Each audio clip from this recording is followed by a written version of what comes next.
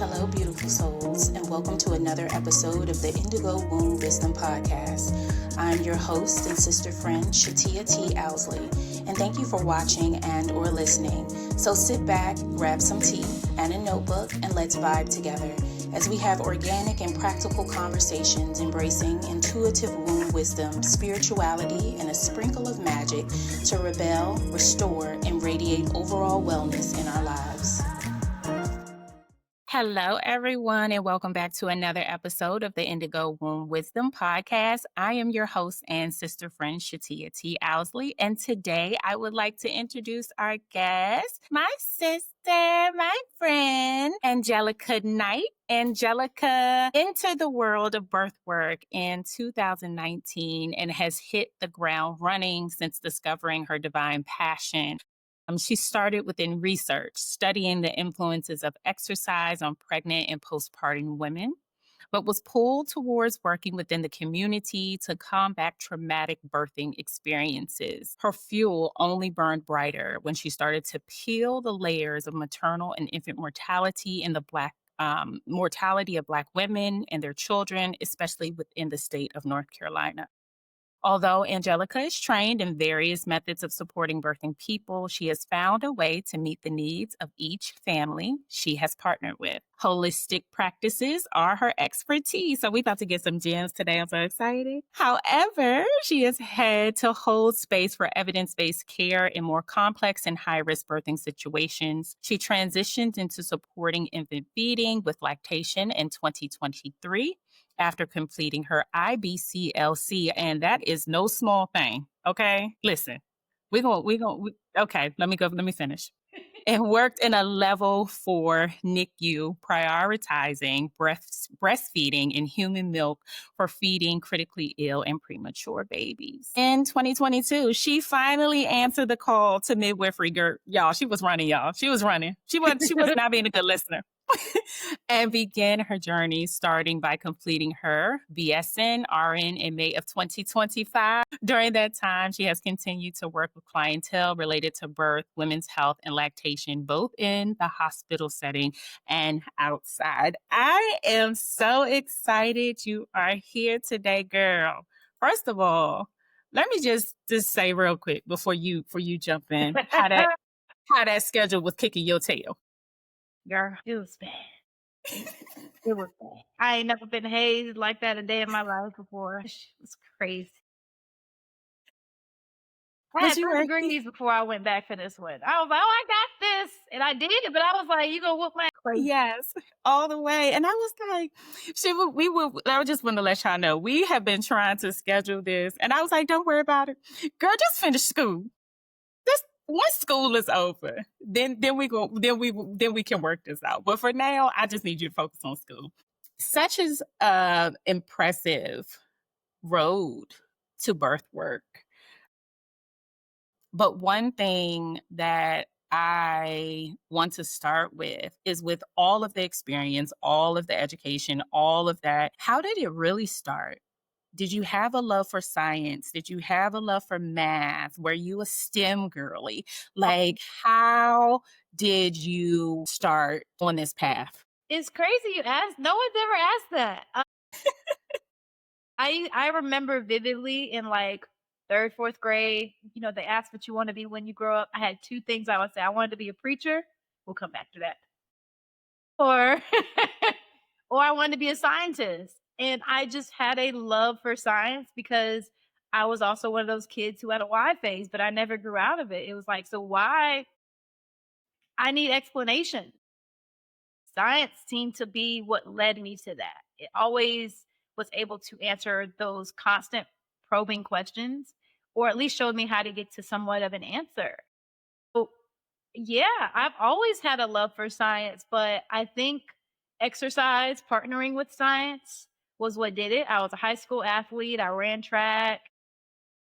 Going into my first undergraduate degree, I realized that there's a lot more to the science of exercise than just going and doing it. Understanding what the physiology, what the body is doing under intentional stress and how that benefits the body versus working with clinical populations who exercise would actually help heal whatever they're dealing with. So it started very, very small, very, very broad. And then I realized if I'm going to learn about science, this is what I want to learn about. I want to learn about the body and I want to understand how the body works. And then come grad school and they're like, well, what do you want your specialty to be? At that point, I only have a nephew. I do not have any children of my own still to this day. But something about attending a childbirth ed class when I was on a research study helping work with pregnant women, I was like, what? This is cool. Like the body can do all this and then go back 6, 12 weeks to what? That pulled me in. And then I just kept learning and reading. And I was like, yo, this is dope. I want to know everything about child, especially I'm like, only women can do this? Oh, you can't tell me nothing. You can't tell me nothing. So it started very big, and then as I realized I was only interested, it was what answered my questions and what really pulled it out of me. I Mm, can do basic physics, wasn't a fan.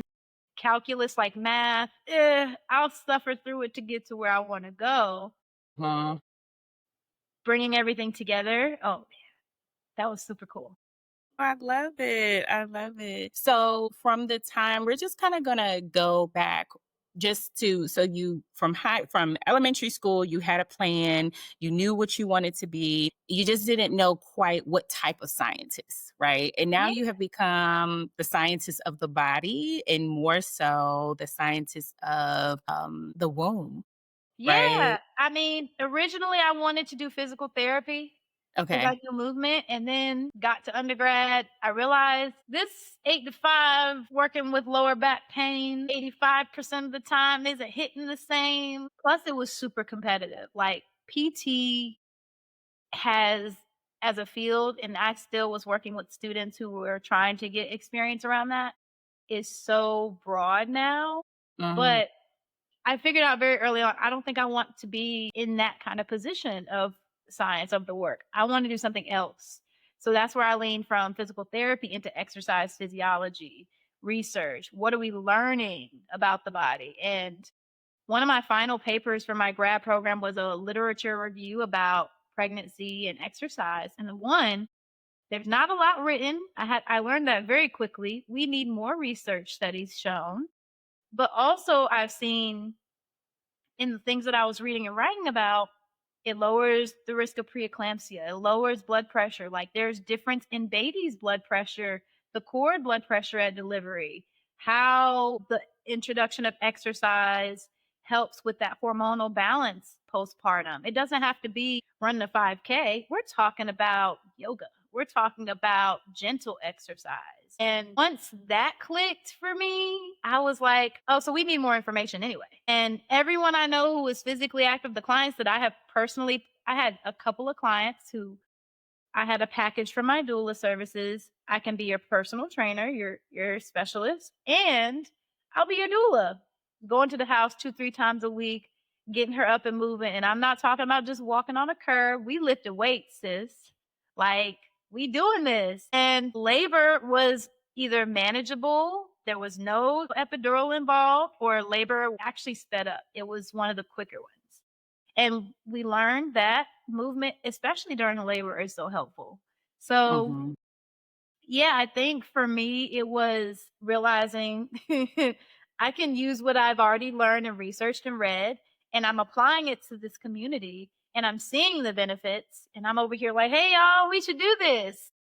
And people looking at me like, girl, I'm pregnant. Leave me the hell alone. That is the most common reaction.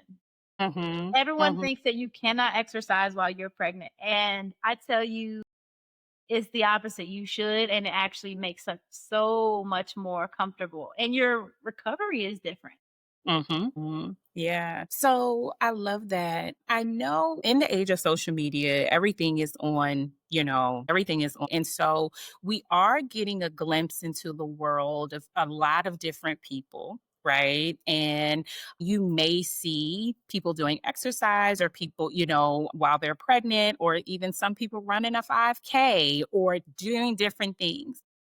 I know, and this is just from my own experience of working with clients too, you do get that response where it was like, girl, no, I'm pregnant. Because a lot of times we see that people feel that I'm pregnant, I got to eat for two, I'm going to chill, I'm going to relax, I'm just going to just lay back and do what, just chill, right? For these next 9 months.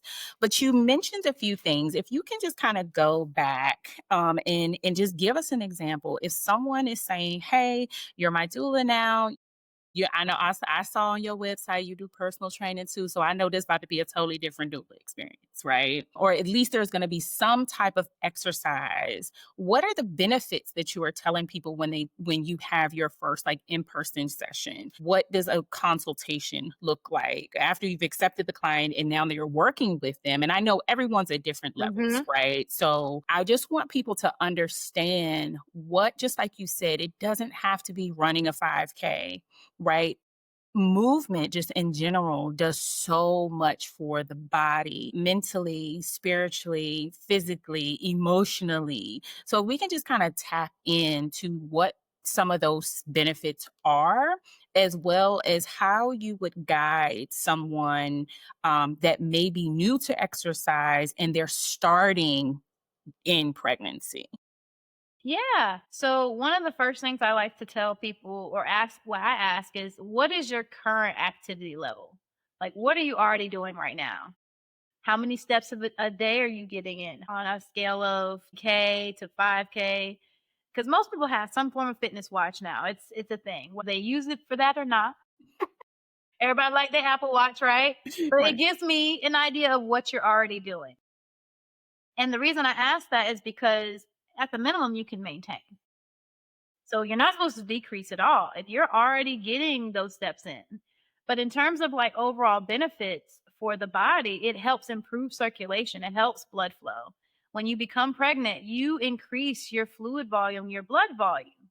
And what people don't understand is that that is sometimes where the high blood pressure comes from. You're increasing your fluid and that puts more pressure on the vessels.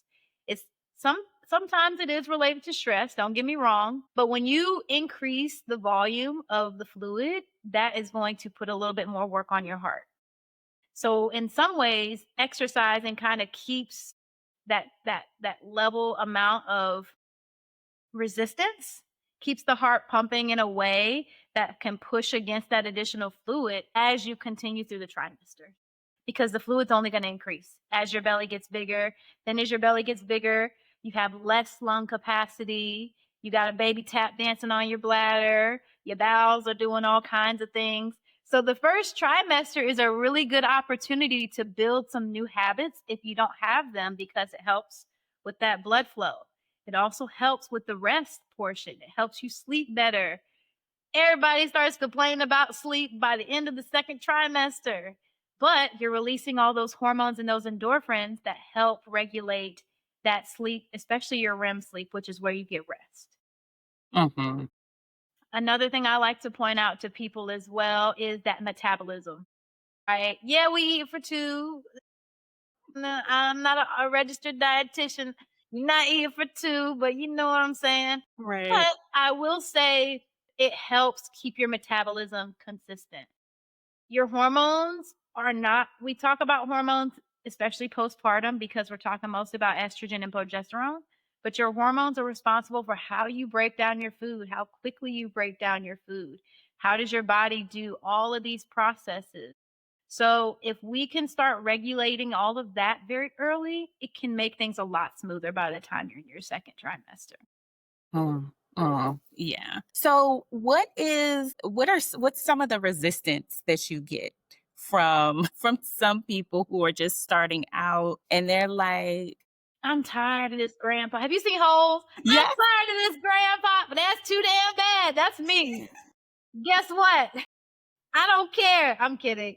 I mean, if that's the energy they need, some people have needed that. Uh, I also am very big because I get it. I've worked with elderly people who have come to me, not pregnant at all. These women are 65. My doctor says I need to start lifting weights. So I came to you. Day one, I don't want to do this. You called me. Don't do me like this. Like for real. Do not play in my face, So okay? same thing. I'm like, you called me for a job. I'm gonna do my job. Mhm. Now, I'm always big on focus on your breath. Mm. Your breath is where all your energy comes from. So if you notice, I've given you a weight to lift. I'm watching you. I'm seeing how you're reacting, how you're managing. I'm gauging your difficulty level as well as I'm watching the way you breathe. So many people hold their breath and don't even realize it. Once you can get a good habit of following your breath, that makes stuff so much easier. Now, another thing they'll get through the workout, but the next day, oh my gosh, I'm so sore. Oh my gosh, I'm hurting. That there's a hormone called relaxin in the body that because we have all these ligaments and things expanding, it makes us a little more stretchy. So I do try to monitor that so we're not overdoing it. But if we're sore, you could sit in some Epsom salt, soak, get a good soak in, gentle yoga, do some basic stretches. But usually, I think 3 weeks in, once we're consistent, the soreness isn't a conversation. They're Mhm. excited. They're ready. What are we doing today? Yeah, because your body has pushed beyond a limit and we found a new limit. So, but I like to hang out here because this seems like a good place to be for where you are right now. Mhm. Right. And I will say, usually, I do also, people are like, you have these women lifting weights? Absolutely. Especially related to like, I'll do a lot of leg and a lot of back support, especially going into the third trimester. You don't have to buy a belly band. I had one client, she was using it. She didn't need it anymore because it helps with posture. It also helps you deal with the weight of your belly tipping forward. Just, you don't have to go CrossFit training these people to do this. I usually only have a kettlebell and a mat when I go to these people's house. But I like it. I love what you're saying. One, just to kind of double back on a Mhm. couple of points that you made. So pushing past that pain threshold, right? We all have a pain threshold, right? Yes.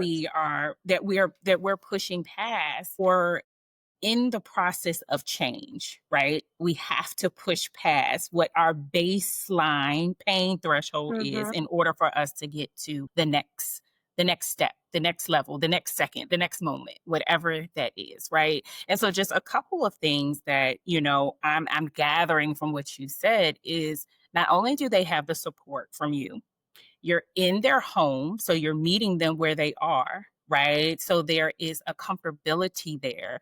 There is, I'm here with you. We're in your space, where you feel comfortable. You give a little bit of that tough love, right? That, hey, listen, this is for you and this baby, and we're going to do it together, right? But also you start to see with consistency, with support, a shift not only in body, not only in the physicality, right, of what's Absolutely. going on, but mentally and emotionally and tapping in spiritually as well, that you are able to be calmer, you're more patient, you're more excited. Mhm. You are tapping into those emotions that may not have been the first emotions that you felt when you raised that kettlebell that first time, right? But not only are there positive effects within that session with you, those positive effects also shift into other portions of their life.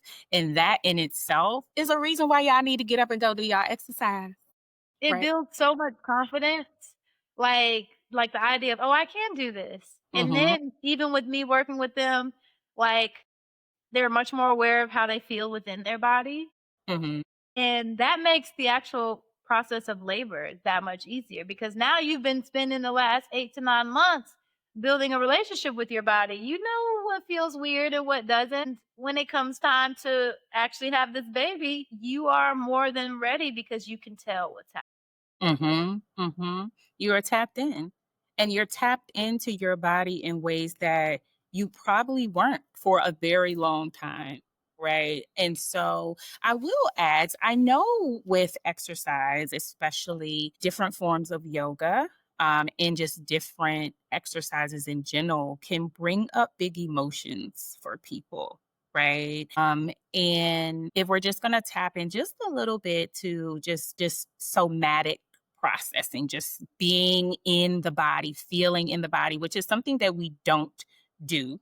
right? We are not big fans of sitting with our feelings or sitting with what is happening in our body, the sweaty palms, the tingling sensation, whatever it is that may be coming up with those big emotions in the work that you're doing. Because birth is such a sacred process, pregnancy is so sacred. It is an opportunity for growth and rebirth, but it is also very vulnerable, right? It's a time of vulnerability. And so, in these exercises that you're doing with some of your clients, how do you help them or help those who may have some big feelings, some big, somatic responses come up from things that have nothing to do, Oh yeah, no, no, no. right? Just tapping into, wait a minute, this is bringing something up for Mhm. me. How do you handle that, and how do you help them to sit with that or be with that, and how do you support them in those moments? Yeah. I actually in this comes up more often with the yoga sections Mhm. because I'm already working on your sacral chakra and your as well as your solar plexus. Like that's where we're gonna kind of hang out. But it's usually the ones that are reaching out for private sessions because in a group setting, people are even more guarded. I don't know Mhm. who these people are, or I'm only here with my friends. But I will say, I do try to, I do have a couple of sequences specifically that kind of guide you into that sacral movement. And once we open up the hips, usually there is like a natural cry that like they're not like it'll even start as a silent stream before they realize, wait, hold on. And in those moments, I ask permission, may I hold you? May I touch you? And just have a moment. Like yoga doesn't have to be perfectly performed like we see online. Have a moment. I can't tell you how many times I've cried on my mat by Mhm. myself. Mhm. So usually it's like, oh my gosh, I didn't expect that. I don't know what triggered that. But it's literally like you said, they're holding on to some kind of trauma and it's locked. And then we start doing certain motions, certain openings, using certain hip flexors. And it's just a natural like key to a lock. And it's like the energy flows out and it just comes out as tears. Mhm. I try to encourage people with those sessions, especially those private sessions, to bring a journal Mhm. so that you can write before we start and then we can write afterwards. But if we have in a moment and you need to take a second to journal right then, let's do it. And some of them are ready to talk about it right then. They're like, I don't know why. I had one client.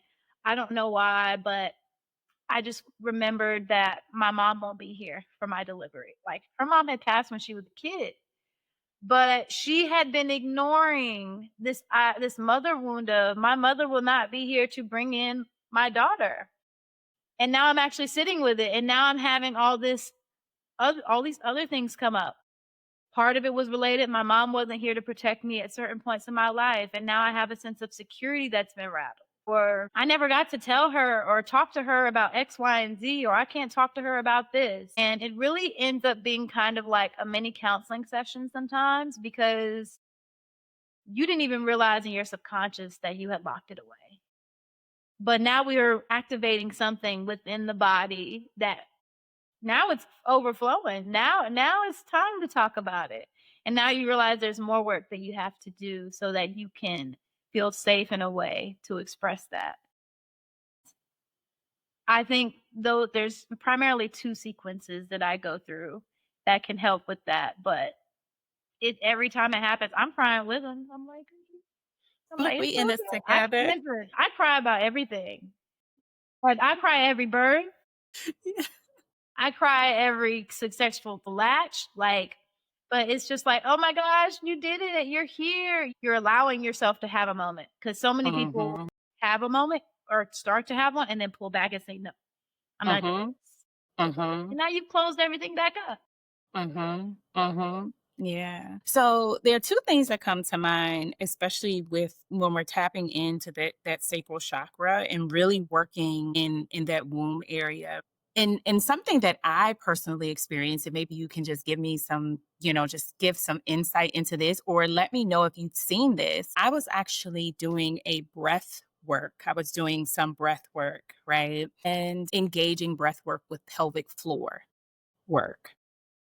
So when I tell you my legs were shaking Really? so badly, like it was uncontrollable. Like I could not control, but it was as if I was releasing so much pent up just mess, right? Just a whole bunch of stuff. But it was uncontrollable. Is that something that you've seen? And when people experience that, from a physical standpoint, what is happening, right? And I know we can tie this in because there's so many different things, right? And it just goes to show you, right, that the body keeps score, I was right? gonna say, well, yeah, energy cannot be created nor destroyed. Destroyed. Like, It so just you know you have these things and you have not released them. mm, You are a volcano waiting to erupt. You are a mhm, dam with all this water pressure behind it. It has to go somewhere eventually. yeah. And it usually comes out the clients that I've had who have really bad PTSD. I've worked with a couple of women who were in the military who had some particularly traumatic experiences, women who have experienced sexual trauma that they have refused to address or to work with, whether it's related to shame or related to they think I'm fine. And that's usually the precursor. People tend to think I'm fine. But your body, even if you're saying it, is aware of all this mess that we are holding on to. And part Mhm, of why I think people hold on to it is just they don't know where to put it. mm, So when you remove that obstacle, because it doesn't matter where it goes, it just needs to come out. mhm, And you trigger that sacral chakra the right way, it's gonna flow. And that's why I think my job in those positions where I have been a witness to it is just to encourage and ease it because you don't have anyone else telling you that it's okay. You don't have anyone else telling you that you need to do this. And I think that's also another way of holding space for people mhm, because I think sometimes we try so hard to engage and like talk about it right in the moment. No, let them just know, just get it out. Let's just get it out first and then we'll address it. yeah, yeah. But I think too, I mean, that's something important that you said. If you've been in situations where you didn't feel safe, Mhm. right? Mhm. And a lot of the wounds that we hold on to are childhood wounds, or they have happened from a very well, not all the time, because I think experiences affect people differently based off of a variety of things. However, I think environment, how you grew up, on how resilient people are, what they can handle, what they can deal with. And so one experience may affect someone completely and totally different. But I think what you said is important is they don't know where to put it, right? What am I supposed to do with it? So the easiest thing for me to do is just to stuff it down because where is my safe space?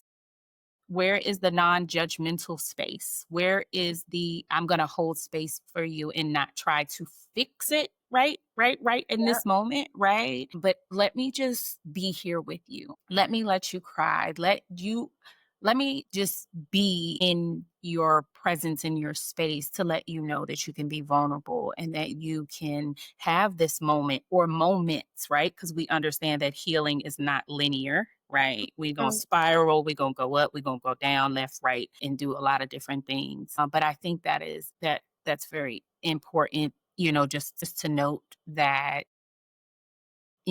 where do they put it? I just had a thought that just crossed my mind. I'm gonna share it.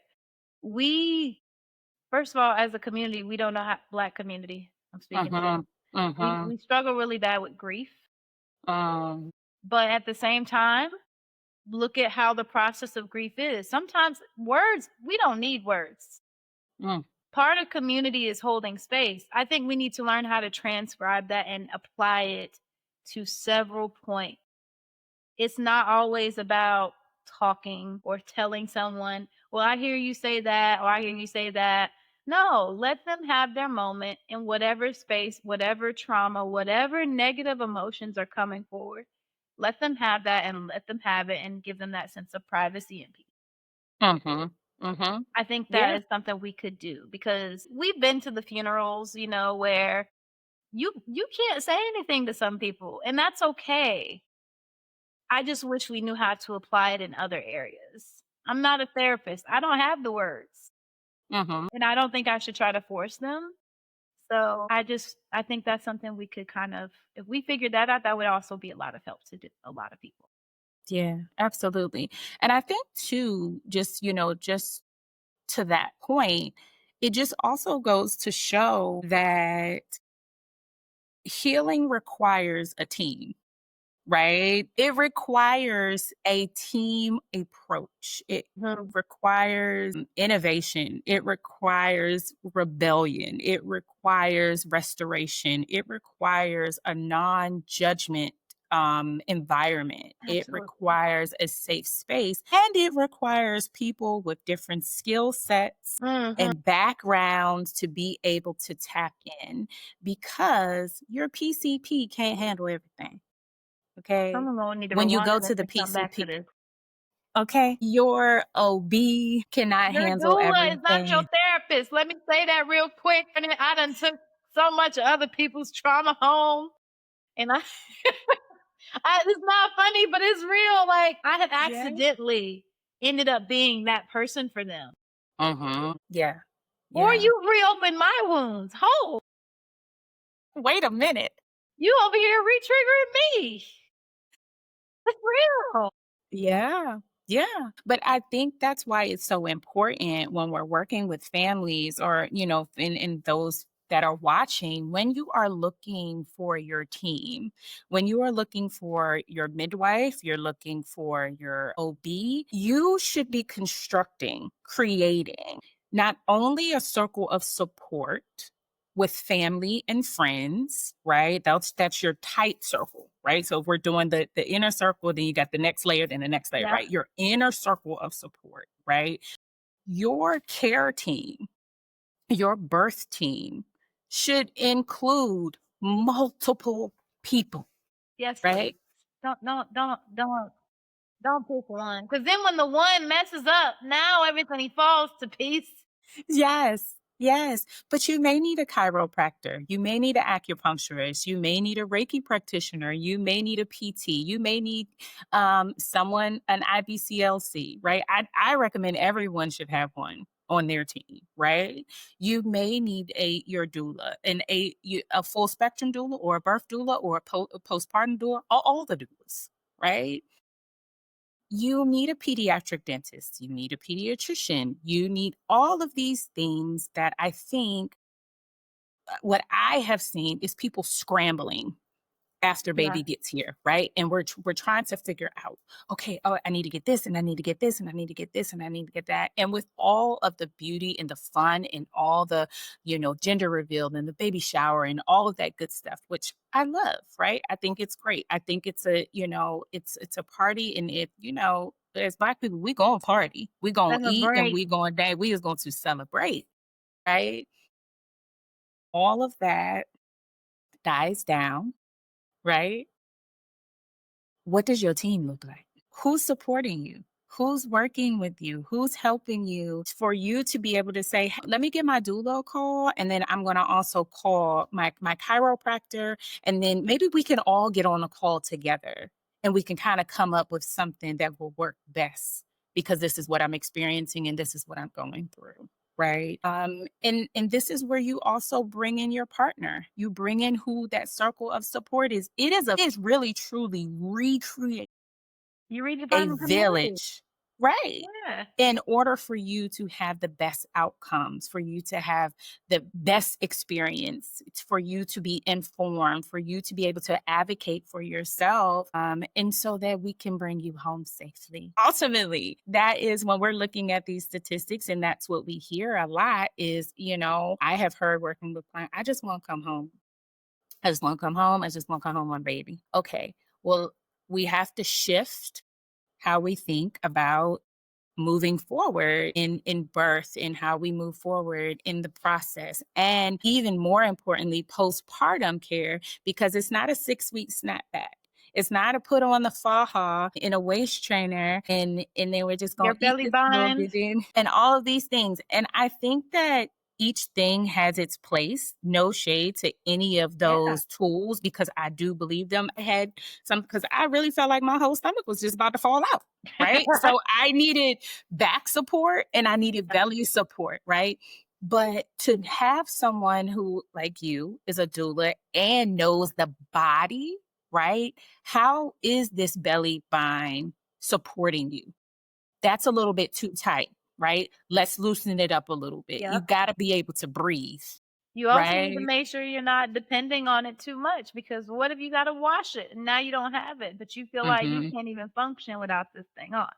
Mhm. Yep. Yeah. And so those are the things that having different team members, right? You can tap into the knowledge that people have in order for you to get that holistic approach to care. You can know the tools, you can know how to use them safely and effectively, and you can have the support that you need, mind, body, and spirit, in order for you to have the best outcomes possible. And knowing that it take 2 years, which is what they need to be telling people in these appointments.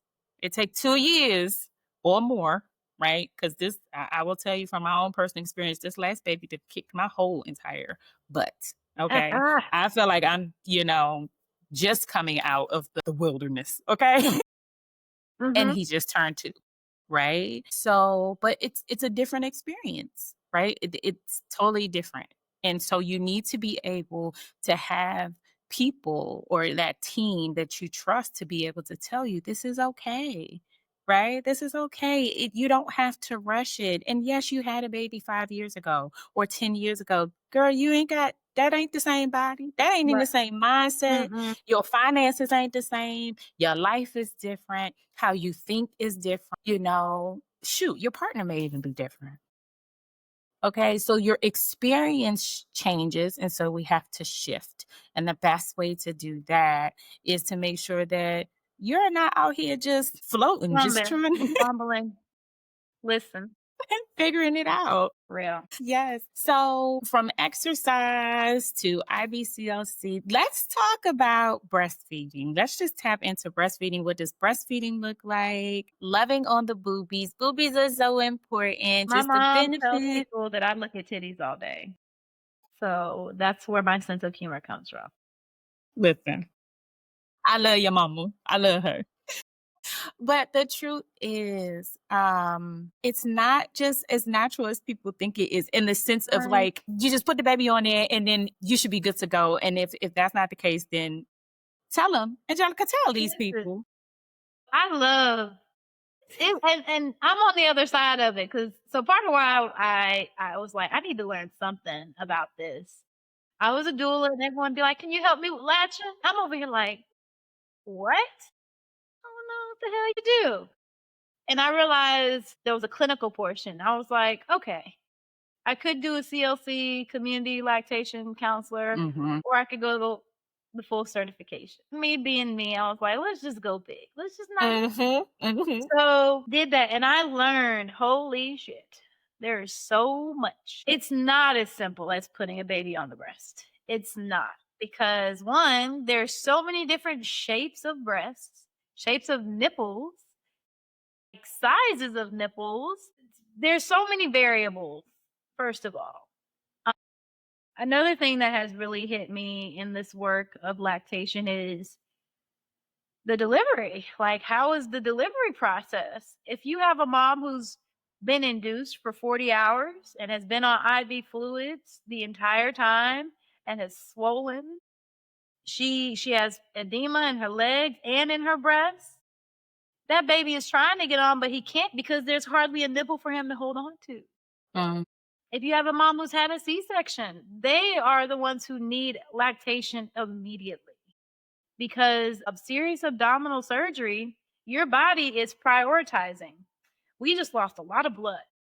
Are we really about to use this blood to make milk, or are we going to use it to heal so that nothing else happens? Your Mm, body will do that, but there's still a way to breastfeed. There just may be a delay. So I learned even prematurely. A lot of the clients I was seeing in that level 4 NICU, some of these babies were born at 28 weeks. Some were born the youngest baby I seen was 24 weeks. And the body is confused. Like, wait, we're not pregnant anymore? What's mhm, going on? So now you are doing external interventions to tell the body this baby's here and we need this milk to be made. And that's kind of where lactation kind of helps with taking the reins on that. So I love my doula sisters who be on the internet who's like pro breastfeeding, but another part of me, when they say anybody can do it, pause. mm, It's not that anyone can't do it. It's there are so many layers, so many pieces, so many moving pieces. And we have to be honest about the individualized care that they need. We mhm, cannot put a blanket statement, especially if you also are coming from a family where people didn't breastfeed. Because then you also got people rooting against you. And that is very true in our community. Black people have it was an unhealthy relationship with breastfeeding. And we know mhm, why historically. We were wet nurses. We were forced to feed white children over our own. Our children starved. Our children were malnourished. mhm. And coming out of that, the first sense of bodily autonomy is I'm not doing it. I was forced to do it. Why am I going to keep doing this? So we're also undoing a narrative. Let me remind the formula companies that have been advertising to us since then have been putting Black children on the front to target us. But it is so much more. And it's unfortunate that we're dealing with it internally within the community as well as we have all these external factors. But Mhm. I wish I wish we could just put a baby on the breast and be happy and that be it. That'll make me Yeah. have a very much easier job. Yeah. But I appreciate you saying that. And I'm sure those who watch this episode will appreciate it too, because it lets you just drop your shoulders a little bit, right? Where you can just say, okay, I'm not doing it wrong, or Yeah. it's not something wrong with me, right? And that's why I'm like, we gotta watch how we talk about this, you guys. There's a lot of Yeah. guilt. There's a lot of postpartum emotions. Plus, I can't provide what everyone is telling me I should be able to do. Mhm. Right. Right. This is so natural. Just put my baby on. And now you crying, the baby crying, y'all crying together. Y'all just looking and crying. Right. And then we're just gonna throw a little curveball in there. We're just gonna throw a tongue tie up in there. Anterior, Honey, posterior, honey, and a I'm lip a tongue tie. tie baby. Okay. Hi, my little one I is can do also that. a tongue tie I baby. still can't stick my tongue out. It don't go nowhere. Serious? He had an anterior, posterior, and a lip tie. Yeah. So that's the thing. So yes, now, and he's 2. He's 2. He's still nursing. He's still nursing, Good for right? you. But it I can truly sit in this experience and Mhm. know the pain and the shame and the hurt and the guilt of what it feels like to be up at 2 o'clock in the morning and your baby is crying and you're crying because Yeah. he cannot latch appropriately, Mhm. right? And it was stated when he was born that he had a tongue tie by the pediatrician. And then they was like, oh, but it'll be okay. Then I had an IBCLC come in and she said, it will not be okay. Ah, And those ladies. I'm going to show you some Don't things. don't trust the doctor on those, man. They don't know what the hell they But as soon as you leave, you need to contact another IBCLC and you need to get an in-home visit. And then you're probably going to be going to go see a pediatric thinking. dentist. Right? And that's what happened. 2 o'clock in the morning, sitting up, I'm crying, he's crying, we're crying. My mom's here, his dad is here. And they're like, okay, we got to figure something out. And I'm just like, so I just want to breastfeed my baby and I can do it. And not even knowing the severity, not even knowing he's struggling, I'm struggling, we're struggling together. And I was able, it's my mama who said, okay, I'm on it. She was online. She found an absolutely amazing IBCLC. who came to our home, recommended an amazing pediatric dentist who was right up the street, got us in. Procedure took 5 minutes, It's so and fast, I'm telling it's so sad. But by the time they get the baby back there, they bring the baby back out. Okay. Laser, really you. quick. Did the exercises we were supposed to do when we got home. My baby has been off to the races. Bottle? What, mommy? I don't want no bottle. Now, granted, after that, he wasn't taking no bottle. He didn't take no pacifier. He didn't take none of that. All he wanted was boob. Right? That's it. But Mhm. I was so happy. But if I just imagine the people who don't know where to turn, who don't know what to do, who don't have the support, who don't have the team to recognize, or even the background, right? To be able to call, to be like, let me call one of my doula sisters, or let me call Yeah, one of my midwife sisters, or someone that can tap in and say, hey, let's, and I can't even tell you how many times I have referred that pediatric dentist to but people. when you find a good Okay. one, mm, But I so appreciate you saying that because someone needed to hear that. People need to hear that it's not as simple as the internet sometimes makes it out to be. And people need extra support and they need that. So I definitely appreciate that. So we have talked about exercise, we talked about healing the sacral chakra and healing trauma. We have talked about boobies and more. Yes, but I would like to know what is next. You just finished midwifery. You finally answered the call, girl. What's about to well, happen? so I finished nursing. I still have Nursing. to go back to midwifery. So I'm taking a first of all, I need a break. That whooped my ass real bad. What is next? Next up, I feel like nursing school disconnected me so much from community. So I'm really trying to jump back in and provide my classes. I do teach prenatal breastfeeding classes. I do teach childbirth education classes. I teach a lot of different things. So I'm hoping to connect with the community in that way. Mhm.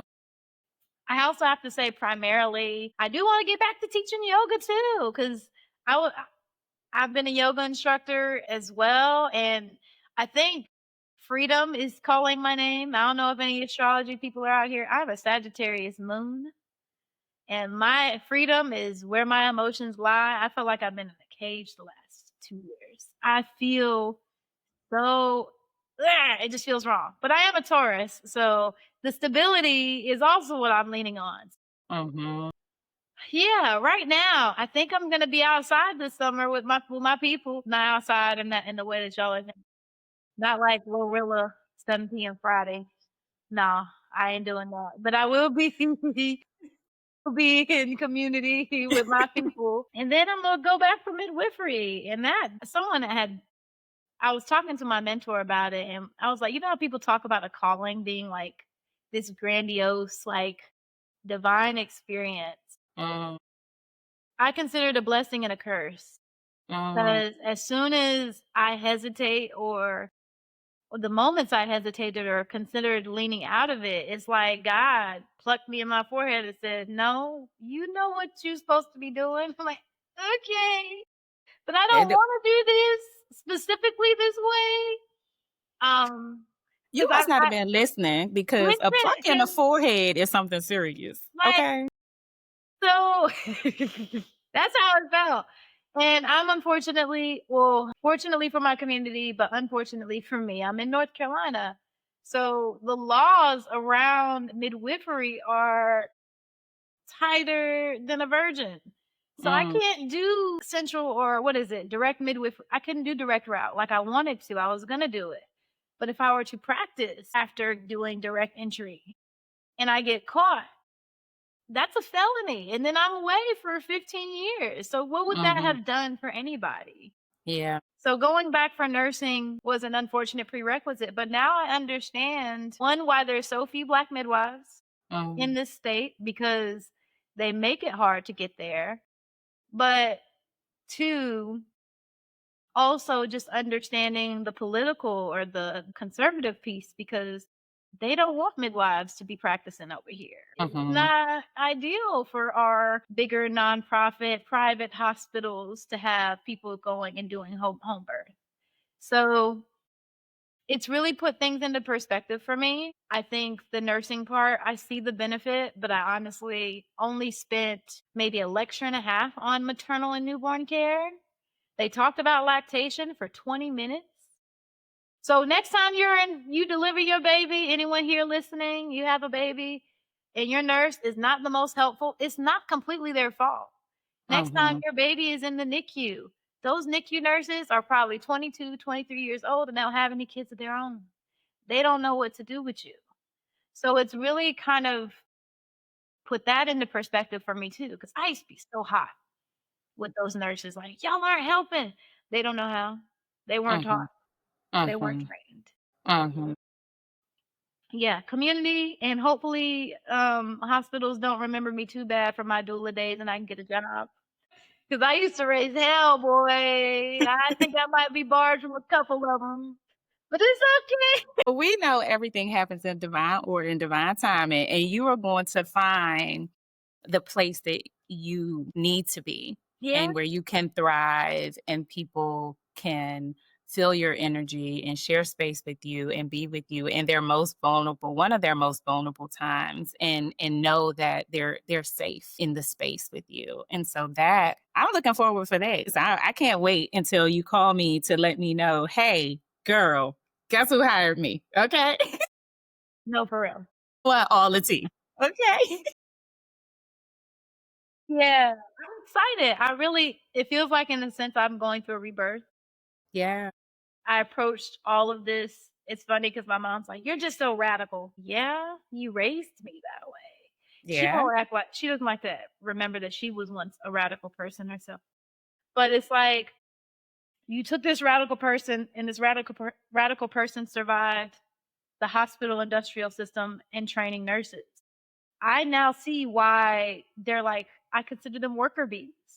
Very much do as they're told, advocate, but only under certain circumstances. Well, I got through all that. Mhm. Then there's gonna be the next step.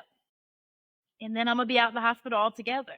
Mhm, mhm. Yeah, That is what I'm looking forward to. I don't think I'm meant to stay in a hospital. I think yeah, I'm meant to serve who I'm supposed to serve, and when my time comes, home birth practice. absolutely. And we will be here rooting you on and cheering you on. And listen, I'm so excited for this journey because I'm telling y'all, y'all do not know how. I wasn't even. I was just on the other end texting her back and forth and trying to. So I know I was like, this one is kicking her whole entire butt. Okay, her whole tail. Okay. Listen, and that's how you knew. It was so funny. My mom would call me every day. My mentor too. You okay? I don't talk to people at school because I don't want to cuss someone out by accident and get written up and kicked out or something. I'm like Yeah. sitting here and I question everything. I question so much. I can tell I'm irritating people too. I'm like, oh, let me stop. Right. So as we close, there's always a question that I like to ask our guests before they log off and say their farewell. But I always want to know because I'm always so interested in people's stories, right? And especially women, and especially even more Black women. And so, with all of the experience, all of the books you've read, everything that you know now, and where you are today, what would you tell little Angelica? What would I say to small me? The small you, what would you go back and tell her? Ooh, just believe in yourself. Mm, I did not have I just discovered my self-esteem in the last probably 3 years. mm, And I think my doubts is what slowed me down. I can't do nursing school. I can't pass that IBCLC exam. I can't change career paths. I can't You can do anything if you put your mind to it. Everything I have said to myself, I've done it scared. I don't even think I needed to be. So I think just believe in myself. mm. You'll be all right. Love it. How can we love on you? How can we support you? Drop your social media handles. What's the website? People want to work with you so they can get that tough love of exercise. Get up because we about to move. So I am on it's bluemoondoula.org. It's currently by the time y'all hear this, it'll be back up. I'm rebranding some stuff because Mhm. I am switching to perinatal services. So if you want to follow me on Instagram, bluemoon_perinatal services. Because now we're not just doing doula work, we're doing lactation, we're doing education, we're doing a little bit of everything. So broadening that scope. And if y'all want to add me on Facebook, you can. Most of that stuff there is for my own entertainment, but I do like to share and create community. My name is Angelica Lynn, Lynn, but Instagram is probably the best place to find me right now. So if you want the website, bluemoondoula.org, Instagram is bluemoon_perinatal services. Well, I want to thank you so much for joining us today, laughing with us, giving us gems and lots of good Thank education. you for I'm so having excited. me. Absolutely. You have to come back. You have to come back because Oh, girl. there's a topic that we only touched the surface on, but I want her to come back and give us all the tea on that. And I'm not even gonna say the topic. We just gonna schedule another time for her to come Yes, back I'll come and back. talk about it. Please. I love But doing podcasts. It's like so much fun. yes. So I want to thank everybody for joining today. Thank you, sis, for being here today. Please go For check having me. her out, go love on her, go support her, and work with her and see what differences she can make in your life. And so, with that, we will see you on another episode of the Indigo Womb Wisdom Podcast. Peace.